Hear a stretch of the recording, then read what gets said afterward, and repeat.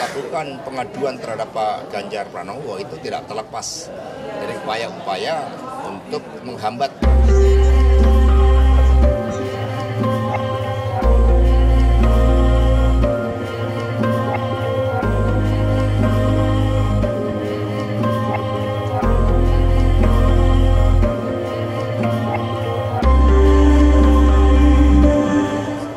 Tidak ada, hanya kami kan memang sering berbicara sebagai suatu proses politik yang sangat penting di DPR.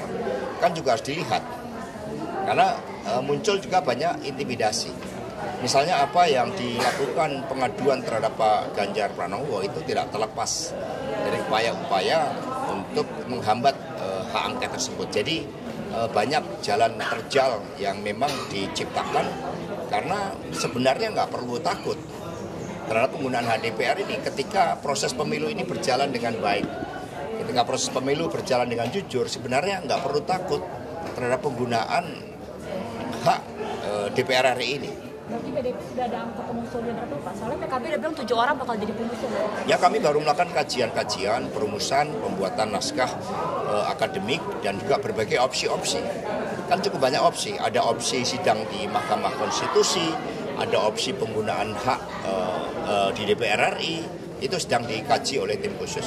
Mas, berarti soal laporan Ganjar ke KPK itu sebagai salah satu cara dugaan kecurangan pemilu itu masih berlanjut? Berbagai bentuk intimidasi memang dilakukan, termasuk terhadap calon-calon saksi yang akan bersidang di Mahkamah Konstitusi.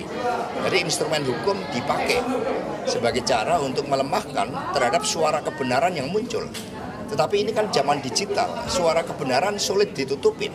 Apalagi setelah muncul ya berbagai upaya-upaya untuk mengungkapkan ya seperti tadi bagaimana melalui audit forensik Sirekap ternyata yang dilakukan oleh para pakar ternyata menemukan adanya algoritma tertentu, bahkan quick count itu pun di-intercept.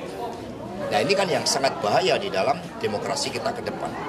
Sikap PDIP terhadap ini laporan Pak Ganjar gimana sikap PDIP? Ya kita kan sudah biasa instrumen hukum seringkali dipakai bukan untuk keadilan, tapi instrumen hukum dipakai sebagai alat politik. Jadi praktek politik yang sangat liberal ini yang kami sayangkan itu adalah ketika batasan-batasan campur tangan eksekutif yang seharusnya tidak bisa mengintervensi hukum, yang seharusnya tidak bisa intervensi lembaga seperti Mahkamah Konstitusi, ini kan terjadi. Dampaknya sangat luas. Misalnya ketika beberapa dari tim kami bertemu dengan para duta besar, mereka mempertanyakan tentang kepastian hukum di Indonesia. Bagaimana mau investasi ketika undang-undang pemilu, bahkan ketika Mahkamah Konstitusi pun itu ternyata bisa diintervensi oleh hukum, oleh kekuasaan. Siapa yang kemudian akan melindungi kepentingan investasi mereka? Sehingga ini menciptakan ketidakpastian yang dampaknya sangat luas. Mas, grafik suara di pemilu itu di situsnya KPU, Sirekap itu nggak muncul lagi di websitenya KPU. Nah ini kan rame setelah penggelembungan suara PSI. Nah ini apakah ada kaitannya atau seperti apa Mas? Memang kami banyak berdiskusi, termasuk dari jajaran internal maupun juga dengan teman-teman P3, Perindo, dan Hanura. Jadi ini sudah menyangkut persoalan yang sangat serius, menyangkut ketika etika dan moral aja dilanggar, ketika hukum aja dilanggar dalam awal proses pemilu, bagaimana kemudian memastikan suara-suara bisa dijaga, sehingga terjadi upaya-upaya yang menjadi pendukung Pak Ganjar Mahfud itu kemudian mencoba untuk dikerdilkan. Contohnya P3, padahal P3 ini perolehan suaranya selalu di atas hasil survei.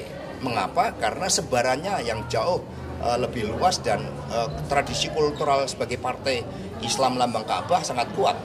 Sehingga muncul, jangan sampai ini dari Pak Jokowi ini karena kepentingan untuk mendorong PSI kemudian menghilangkan sejarah partai Ka'bah dalam tradisi politik kita. Ini yang sangat dikhawatirkan, maka stop kecurangan. Dan untuk itu pemerintah nggak perlu khawatir karena ini proses demokrasi yang seharusnya semua terbuka untuk dilakukan evaluasi, termasuk kemungkinan menggunakan hak DPR RI seperti hak angket. Tidak perlu dihadapi dengan kekuasaan seperti saat ini. Pak Hasto, yang melaporkan kan Pak Ganjar ini kan ada juga sebagai kader PSI ya, dan dia menjabat sebagai ketua DPD. Nah ini apakah menduganya ada kesengajaan atau? Ya itu nampak sangat jelas bahwa sejak awal siapa yang bersikap kritis itu mencoba untuk dihambat. Karena kekuasaan telah berubah arah. Bahkan contohnya Saudara Endah, Ketua DPC kami Gunung Kidul yang berani menyuarakan kebenaran, muncul operasi politik. Padahal dalam pemilu yang lalu dia suaranya terbanyak.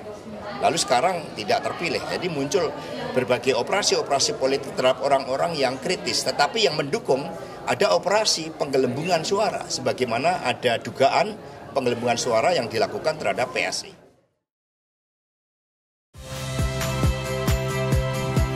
Saya Cynthia Rompas. Saksikan program-program Kompas TV melalui siaran digital, pay TV, dan media streaming lainnya. Kompas TV, independen, terpercaya.